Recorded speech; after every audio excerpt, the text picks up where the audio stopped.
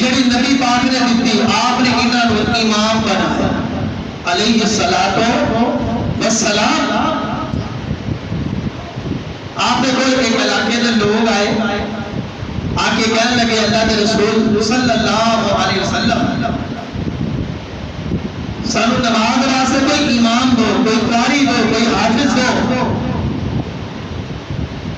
آپ نے انہوں کا انتخاب کیا.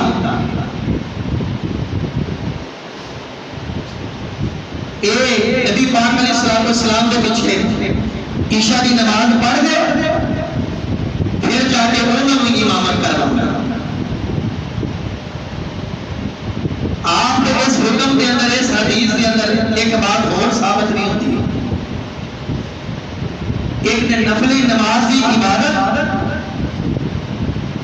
جس طرح بعض ساتھی رمضان المبارک کے اندر آندے نے حالانکہ امام تراویح پڑھا رہے ہوتا ہے اور اپنی اکیلے جڑے نے عشاء کی نماز پڑھ لینا کہ انہوں واسطے حکم ہے.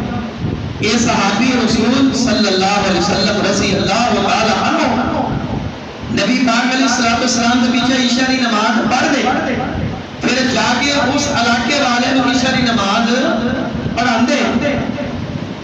جیڑی نبی پاک پیچھے پڑھ دے انہاں دی فرض ہوندی، جڑے اس علاقے والے کو پڑھان دے انہاں دی نفل تے انہاں دی بولو. اس کر کے جدو نماز ہو رہی ہوئے ایک یہ بات بھی ثابت ہے کوئی بھی نفل تے سنت جدو فرضی نماز مسجد کے اندر ہو رہی ہوئے کوئی اور نماز ادا نفل یا سنت ادا نہیں کرنے.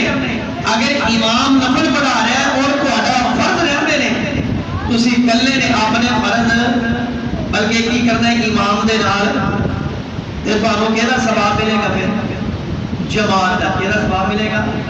امام دے نال نماز پڑھن دا کی ثواب ملے گا؟ جماعت دی نماز دا ثواب مل جائے گا. نبی پاک پیچھے فرض پڑھ دے انہوں نے جا کے پڑھان دے انہاں دے نفل ہو جاندے اور جڑے انہاں دے پیچھے پڑھ دے انہاں دی فرضی نماز ہو جاندی. یہ صحابی کہڑے نے؟